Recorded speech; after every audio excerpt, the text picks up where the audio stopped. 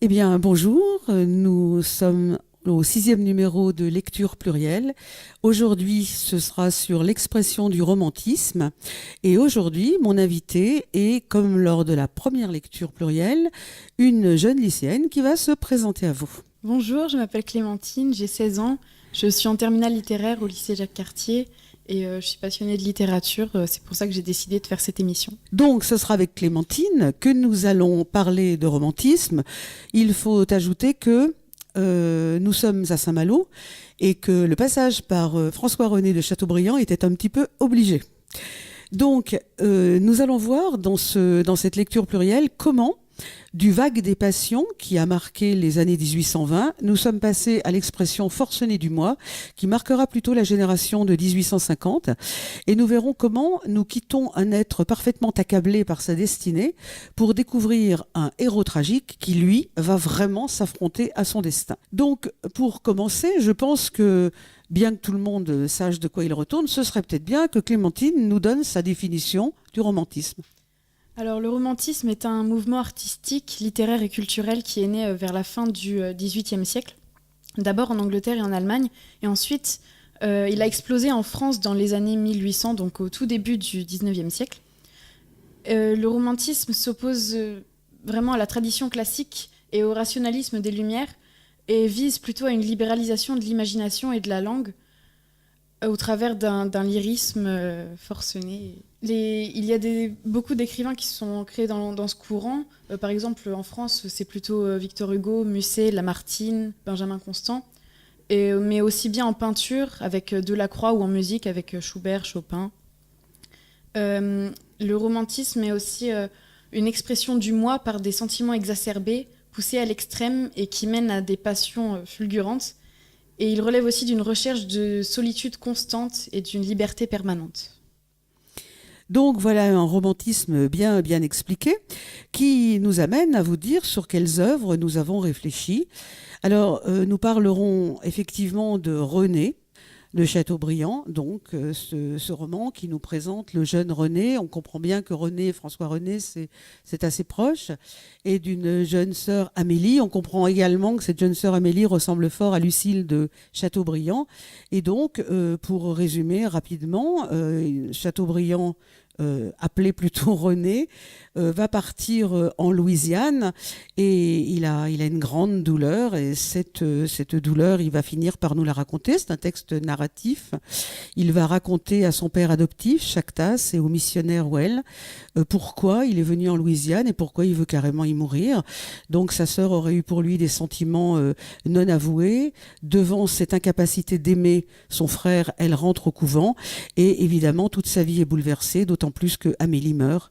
Et donc on voit ici le romantisme, cet être accablé qui va essayer de fuir sa douleur et qui va d'ailleurs souhaiter mourir, puisqu'il le dit très bien dans René, « Je résolus de mourir ». On passera également à une autre œuvre qui est Les Hauts de Hurlevent. Alors c'est tout à fait différent, on voit déjà de quoi il retourne avec le titre, où nous avons un personnage emblématique. Je disais à Clémentine que toutes les filles de mon âge, quand on avait 16 ans, étaient toutes amoureuses d'Heathcliff, et il paraît qu'aujourd'hui ça fonctionne encore. Donc nous sommes dans les plateaux du Yorkshire, et effectivement il va y avoir un amour très profond entre une jeune fille, Catherine, dont le père, monsieur Earnshaw, a accueilli Heathcliff, qui est lui un bohémien qui arrive très jeune là, et il va naître une passion, la passion telle qu'elle est, c'est-à-dire absolue, entre ces deux personnages. Catherine va néanmoins choisir d'épouser Edgar Linton, le jeune homme riche de Thrushcross Grange, dans la plaine. D'ailleurs, c'est très intéressant au niveau de l'espace. Elle va épouser ce jeune homme. Heathcliff ne s'en remettra pas, et au moment où Catherine vivra sa vie, puis mourra, il va s'acharner pour essayer de créer sur Terre cette vie des amants, pour essayer de rester celui qui était promis à Catherine, lui donc, qu'il n'a pas été. Et nous allons voir dans le courant de notre réflexion à quel point là nous sommes plus dans une passion, la passion selon René, mais la passion selon Émilie Brontë.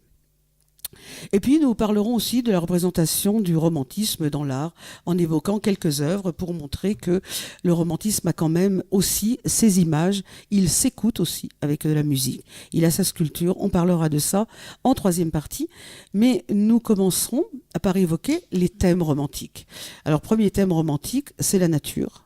Donc Clémentine va vous parler nature. Oui, alors effectivement, la nature est vraiment d'un abord différent dans René par rapport à la nature dans Les Hauts de Hurlevent, parce que dans René, il s'agit plutôt d'une nature contemplée par le personnage principal, donc René, alors que dans Les Hauts de Hurlevent, la nature est plutôt incarnée par les personnages. Par exemple, dans René, le décor, c'est plutôt un décor où on s'épanche. Il représente une consolation pour le personnage qui prend du recul et observe le monde. Il est tout seul et il offre au lecteur une interprétation lyrique du paysage. Il trouve dans cette nature un réconfort, un refuge et une réponse à tous ses chagrins. D'ailleurs, on remarque une très forte sensibilité aux saisons et aux couleurs, et une exaltation qui fait appel à tous les sens. D'ailleurs, la notion de la nature devient, je cite, un abîme ouvert aux côtés de René, qui conclut la volonté d'isolement du personnage face au monde, et qui se contente de commenter l'univers à défaut d'en faire partie intégrante.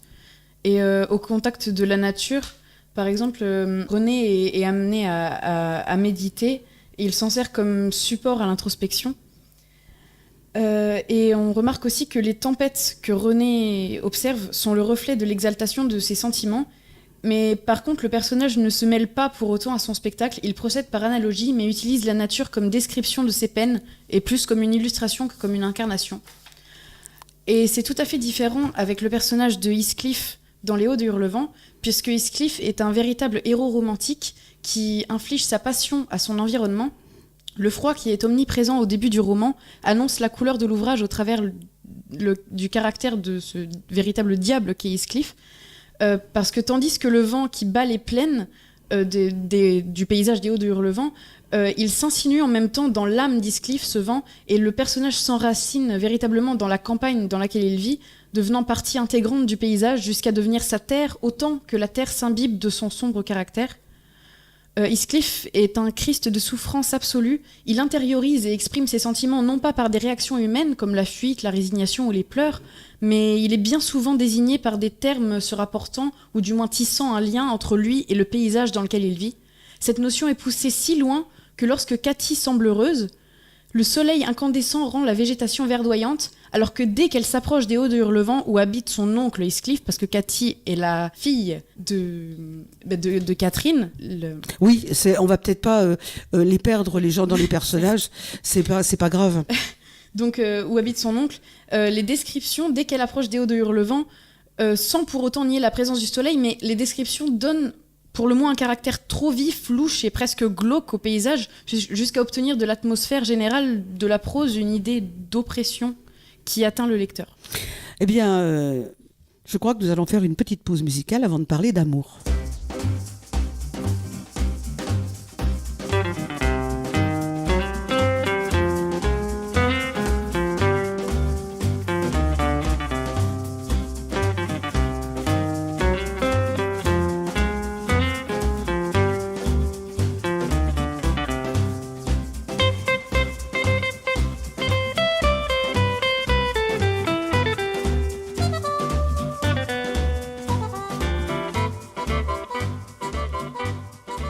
Alors, le deuxième thème romantique, ça a toujours été l'amour. Et c'est peut-être moi qui vais vous parler un petit peu de tout ça. Donc, l'amour dans les deux œuvres est extrêmement différent. René ne parvient pas à apaiser son mal de vivre en aimant. Il reste dans une inquiétude existentielle et il va traîner son mal du siècle. On pourrait relire tout René, mais on n'a pas le temps. Il va traîner son mal du siècle comme une fatalité. Il est malheureux tout le temps. Tout se passe toujours très mal. Il a épousé quelqu'un, on n'a pas l'impression que ce soit une grande histoire d'amour. Avec sa sœur, c'est une histoire profonde, mais c'est une histoire impossible. Donc, on a cette espèce de fatalité. Bien au contraire, Heathcliff, il est en proie à une passion dévorante. Alors c'est tout le sens du mot pâtior, souffrir, qui le dévore, qui le déconstruit. Mais comme tu l'as d'ailleurs évoqué, il l'inflige à son environnement. Et tu as toi-même repris cette expression de Christ, et c'est vrai que dans l'amour, il apparaît comme un crucifié. Et c'est un amour vraiment absolu, mais tout de même, on peut remarquer qu'il part du même point, puisque René et Amélie étaient frères et sœurs, c'est quelque chose qui date de l'enfance, et pour Catherine et Heathcliff, c'est la même chose. Sauf que ça va prendre une dimension très très différente, parce qu'on n'est plus en 1820, on est en 1850, on ne geint pas, on agit. Et donc l'amour selon Heathcliff, c'est un amour absolument magnifique, parce que quelque part il va être impossible, puisque Heathcliff est affronté à une femme qui en a épousé un autre, et qui en a épousé un autre peut-être pour être riche, peut-être pour vivre mieux que dans les hauts du Hurlevent. Il n'empêche quand même qu'elle restera profondément éprise d'Heathcliff, et cet amour, on le voit magnifiquement au moment de sa mort, ce qui m'amène à enchaîner sur le thème de la mort. C'est très différent aussi dans René et dans Heathcliff. Si pour René, la mort est délivrance, elle est l'oubli de tout. Il dit d'ailleurs « Je résolus de mourir », elle vient comme apaisement de ses maux. Pour Heathcliff, et je pense que tu l'as déjà dit, c'est une ennemie. Elle lui a pris Catherine. Et donc, il va la défier, parce qu'il n'y a pas d'autre solution. Défier la mort, et il va la défier terriblement, puisqu'il revient dans la maison d'Edgar Linton, il revient la voir quand elle est agonisante, il va faire effraction de sa tombe, il va même, on en parlait tout à l'heure justement, il va même décider qu'elle lui appartient envers et contre tout. Et ce qui est très très beau, je ne sais pas si tu te souviens, Clémentine, de la fin de l'œuvre des Hauts du Hurlevent, il y a 3 tombes. Il y a Linton, il y a Edgar, il y a Catherine et il y a Heathcliff. La tombe d'Edgar Linton est déjà une tombe recouverte il y a de la mousse tout autour, c'est pas très beau. Celle de Catherine est recouverte de bruyère et celle d'Heathcliff est parfaitement nue. Eh bien là, je crois qu'on a la métaphore de ce qu'ils étaient. C'est vraiment très intéressant. Donc, il va affronter cette mort. Tu te souviens de cette scène apocalyptique où il est affronté aux éléments dans sa chambre et les éléments se déchaînent. C'est une mort nécessaire, non pas pour échapper à, mais pour retrouver celle que. Et donc, on a vraiment une vision de la mort qui est tout à fait différente et qui nous amène à voir, et c'est toi, je crois, qui va nous parler de tout ça, que du lyrisme à cette passion, on a quand même bien changé en 3 décennies. Oui, parce qu'effectivement, on se rend compte tout de suite que René est un anti-héros, alors que Heathcliff est un vrai héros romantique. Parce que René, il subit totalement la fatalité. Il y a une volonté d'effacement dans son personnage. Il extériorise la douleur parce qu'il a des témoins, donc il peut en parler. Et il vit sa vie en spectateur plus qu'en acteur. Et il regarde les événements se dérouler sur le film de son existence. Il est bien assis dans son fauteuil rouge, un bol de pop-corn entre les mains. Et il pleure à chaudes larmes et il sort les mouchoirs à chaque tristesse et il éclate de rire et de joie au moindre petit plaisir.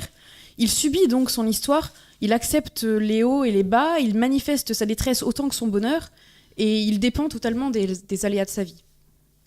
On retrouve d'ailleurs dans les Hauts de Hurlevent ce caractère au travers des personnages de la famille Linton, donc de la famille que la première Catherine a épousée, Edgar Linton, qui imagine le bonheur comme une contemplation éternelle sans faille et sans action de sa part, alors que dans la famille de Catherine, le bonheur se résumerait plutôt à une action et à une agitation sans borne. Et Heathcliff, quant à lui, il provoque son destin. Il vit de son côté, sans broncher, notamment depuis la mort de sa bien-aimée, en préparant les plans de vengeance avec méthode, et il a une apparente maîtrise de soi. Il manifeste ses sentiments que dans la solitude la plus absolue, ou alors devant la servante Mrs. Dean, mais bon, comme le disait Hegel, il n'y a pas de héros pour son valet de chambre. Il est torturé de l'intérieur, il est trop sauvage pour extérioriser, à la différence de René, et il vit sa vie en tant qu'acteur, il s'offre le rôle principal dans la réalisation du film de son existence.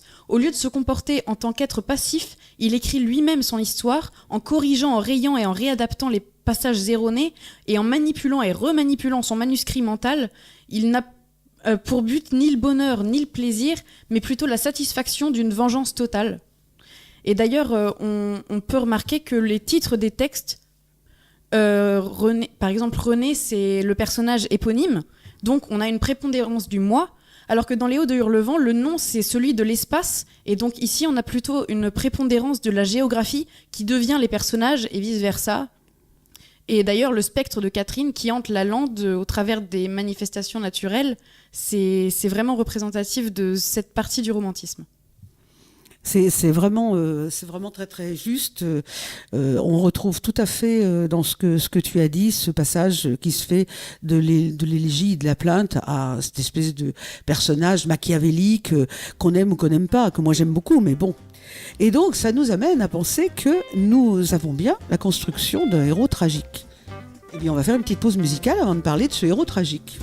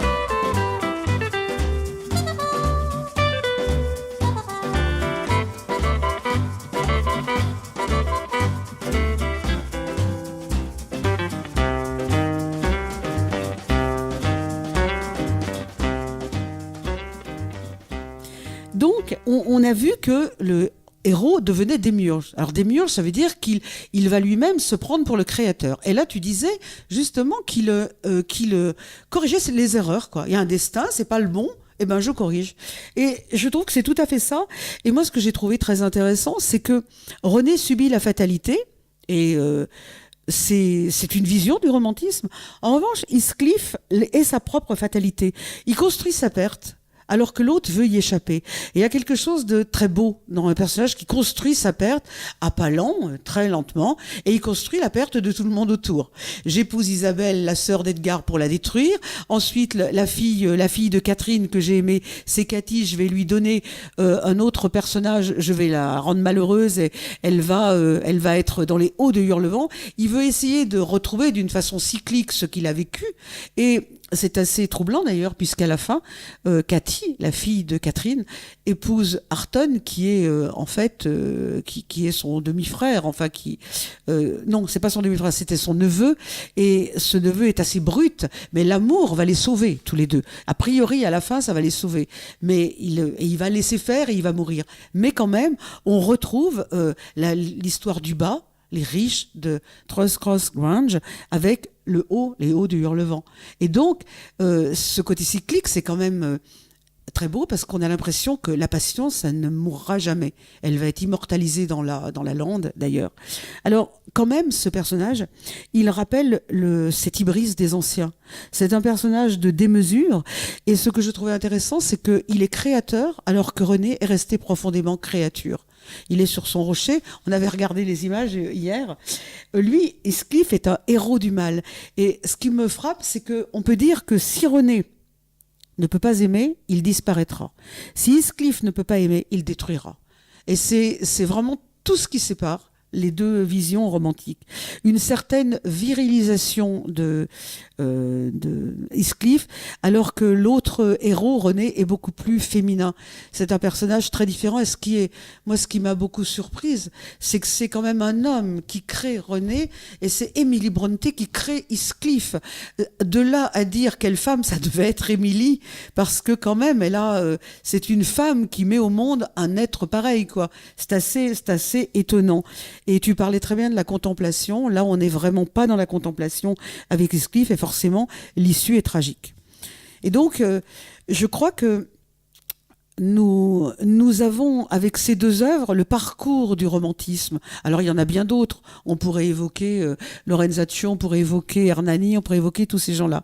On va plutôt terminer sur la représentation représentation artistique du romantisme, je crois que sur la forme des textes, tu avais des choses à dire. Oui, effectivement, parce que rien que dans la forme des textes et des romans, en fait, on visualise ce que sera l'intérieur du récit. Parce que par exemple, dans René, il y a une certaine sagesse dans la forme, dans l'écriture. La régularité est extrême. Tous les paragraphes sont délimités par des guillemets. Il y a une sorte de formalisme, de condensation. Et Chateaubriand utilise la richesse de son vocabulaire au profit de la condensation de ce texte. Il en dit le plus possible en utilisant le moins d'espace possible.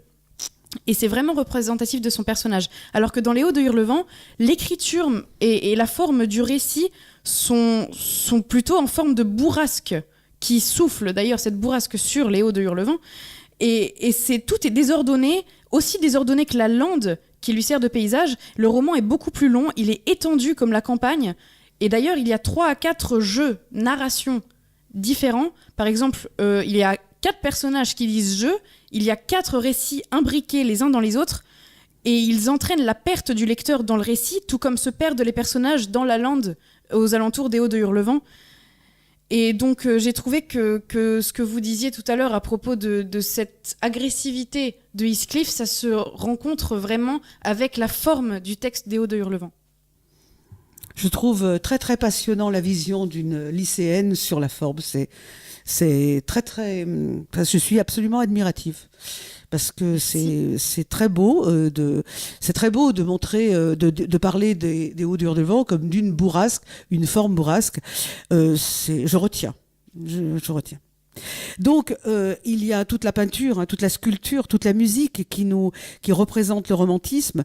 Alors on peut dire aux gens de venir regarder les Burgraves de Victor Hugo avec cette peinture extrêmement sombre, ces dessins qu'on ne connaît pas, un personnage qui a été vraiment protéiforme aussi, Hugo. On retrouve les corps torturés et douloureux de Clésinger, par exemple, qui montre sa femme piquée par le serpent, avec ce serpent qui s'enroule autour de son bras comme s'il faisait partie d'elle-même. Et dans la musique, bien entendu, qu'elle soit mélancolique ou qu'elle soit élémentaire, que ce soit Schumann ou Chopin, on ne peut pas s'empêcher d'arriver à la démesure de Tannhäuser, de Lohengrin et de tous ces héros wagnériens absolument extraordinaires qui nous font penser à Ludwig II de Bavière. On revient à la sculpture, à son château incroyable. Bref, le romantisme a été multiforme. Et moi, j'aurais envie de dire, puisque nous arrivons à notre conclusion, que j'ai envie de redire que paradoxalement, c'est donc un auteur masculin qui a enfanté René, et c'est une femme qui a accouché d'Heathcliff. Et peut-être pourrait-on dire que le romantisme a gagné en substance au fil des décennies, en engagement. Peut-être qu'il a cessé d'être le fait de gens qui sont en marge pour au contraire s'actualiser, se socialiser, se réaliser au sens fort du terme, la réalisation. Et il y a une image sur laquelle moi je terminerai, c'est celle d'Hugo, très romantique sur son rocher de Guernesey. Mais c'est pas ça. Très romantique sur son rocher de Guernesey. Et pourtant, il est fort loin du héros du Grand B, qui, lui, s'exile du monde parce que Hugo, en étant à Guernesey, il voulait éclairer les vivants. Et il a fait 20 ans d'exil. Alors que Chateaubriand-Grand-B, c'est pas un exilé. D'ailleurs, il y a toute la planète qui défile. Pour un homme qui voulait rester en face des mouettes et du vent, c'est un petit peu raté. Mais c'est toi qui vas finir, Clémentine, avant que j'annonce notre prochaine émission. D'accord. Alors moi, toute cette vision que j'ai eue en lisant Les Hauts de Hurlevent, parce que je me suis plutôt concentrée sur Les Hauts de Hurlevent, m'a tout de suite fait penser à un opéra qui s'appelle Carmina Burana, qui est une espèce de compilation d'un recueil de poèmes médiévaux écrits en latin. Et je me suis concentrée aussi sur le premier mouvement qui s'appelle O Fortuna, parce que le poème nous parle de notre dépendance au sort, qui est un sort aussi variable que les cycles de la lune, dit le poème, et donc très instable. Il fait aussi allusion au jeu malsain qui s'emparerait de l'esprit, à un dos nu qui s'offrirait au destin et donc deviendrait l'esclave de sa propre souffrance. Et le narrateur, dans une dernière exclamation, ordonne à l'auditeur et à tous les auditeurs de pleurer avec lui, dans une phrase incroyable, « Pleurez tous avec moi ». Et Heathcliff, dès son enfance de bohémien, il dépend bien du sort, il le subit, il en devient fou, même lorsque le destin le confronte à la mort de Catherine. Et alors ne met-il pas tout en œuvre pour faire en sorte que tous, sans exception, ne partagent sa peine et sa colère, et ainsi ne pleurent avec lui à cause de lui, ce qui nous ramène au poème de Carmina Burana. Et il se livre à la mort avant de la combattre une ultime fois, comme vous le disiez, avec les fenêtres ouvertes et une espèce de déchaînement des éléments. Et car enfin, tout dans ce poème m'a rappelé le héros romantique face à la fatalité, un Heathcliff qui s'avère être toujours divisible, ombragé et voilé, à l'instar d'ailleurs du récit entier d'Émilie Brontë, dont le lyrisme est aussi voilé que le paysage des Hauts de Hurlevent. Eh bien, c'est sur cette très belle conclusion de Clémentine que nous achevons cette émission. Nous nous retrouvons pour une 7e émission de Lecture Plurielle et nous nous intéresserons à nos amis les bêtes. Je rappelle que nos amis les bêtes nous pouvons dire nos amis les bêtes, mais que les bêtes ne pourront jamais dire nos amis les hommes. Mon invité sera Pierre Chéridan, le vétérinaire. Je dis pas le vétérinaire, un des vétérinaires de Saint-Malo, avec lequel nous parlerons donc de la souffrance animale. Au revoir Clémentine et merci beaucoup. Au revoir Charlotte, merci à vous.